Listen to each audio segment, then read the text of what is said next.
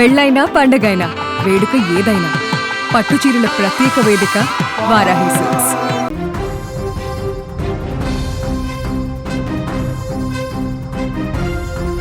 Megastar Chiranjeevi 71వ జన్మదినోత్సవ వేడుకలు గుడివాడలో ఘనంగా జరిగాయి. చిరంజీవి అభిమాని తోట సాయి ఆధ్వర్యంలో నిర్వహించిన ఈ వేడుకల్లో మాజీ మంత్రి వైసీపీ నాయకుడు కొడాలి నాని ముఖ్య అతిథిగా హాజరై పాల్గొన్నారు. అభిమానుల సమక్షంలో కేక్ కట్ చేసి చిరంజీవికి బర్త్డే విశేష్ తెలిపారు. ఈ సందర్భంగా కొడాలి నాని మాట్లాడుతూ నాడు నేడు సినీ రంగంలో ఎందరికో చిరంజీవి ఆదర్శప్రాయమైన వ్యక్తి అని కొనియాడారు. ఆయన పడిన కష్టం, సాధించిన విజయాలు ఎంతో మందికి స్ఫూర్తినిచ్చాయన్నారు. ఇంతకు కొడాలి నాని ఏమన్నారో ఓసారి విందాం. మెగాస్టార్ చిరంజీవి గారి 71వ జన్మదినం. ఆయన జన్మదినాన్ని పురస్కరించుకుని ఆయన అభిమానులు ఇక్కడ ఆయన అభిమానుల సమక్షంలో కేక్ కట్ చేసి ఆయనకి జన్మదిన శుభాకాంక్షలు తెలియజేయడం జరిగింది. చిరంజీవి గారు నిండు నూరేళ్లు ఆరోగ్యంతో మనందరితో కలిసి ఆయన జీవించాలని చెప్పి, అదేవిధంగా ఆయన వారసుడు రామ్ చరణ్ కూడా మంచి మెగాస్టార్గా వెలుగొందుతున్నాడు.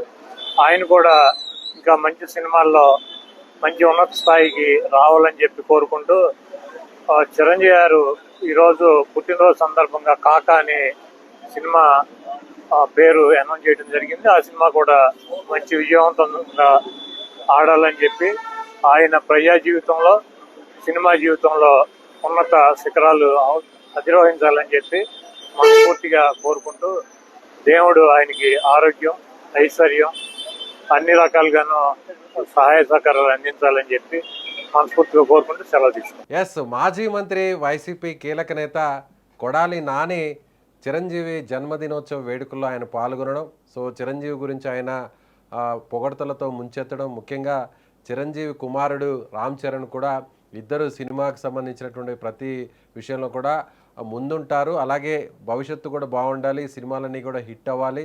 తాజాగా వచ్చినటువంటి కాకా సినిమా గ్లిమ్స్ కూడా చూశాను. ఈ సినిమా కూడా మరింత హిట్ అవ్వాలి.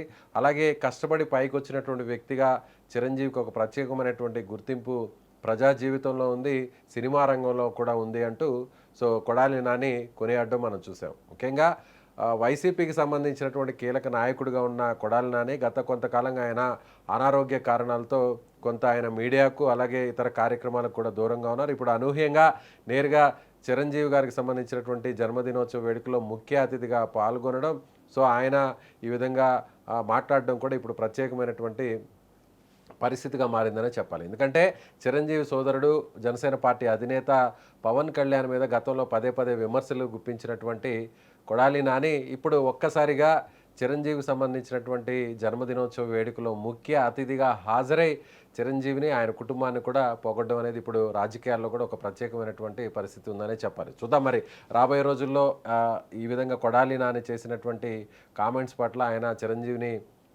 పొగడ్తలతో ముంచెత్తడం పట్ల సో మిగిలినటువంటి వారందరూ కూడా ఏ విధంగా రియాక్ట్ అవుతారో కూడా చూద్దాం. ఒక మాటలో చెప్పాలంటే రాజకీయాలకు అతీతంగా చిరంజీవికి సంబంధించినటువంటి జన్మదినోత్సవ వేడుకలు జరిగాయి అన్నదానికి ఇదొక నిదర్శనంగా చెప్పవచ్చు. అలాగే రాజకీయ పార్టీలతో సంబంధం లేకుండా ఎంతోమంది కూడా చిరంజీవిని అభిమానిస్తారు. చిరంజీవి కష్టపడి పైకి వచ్చి ఇవాళ అందరికీ ఆదర్శవంతంగా నిలిచారు అనడానికి ఇవాళ కొడాలి నాని చేసినటువంటి ఒక కామెంట్స్ కూడా ఒక ప్రధానమైన కారణంగా చెప్పారు.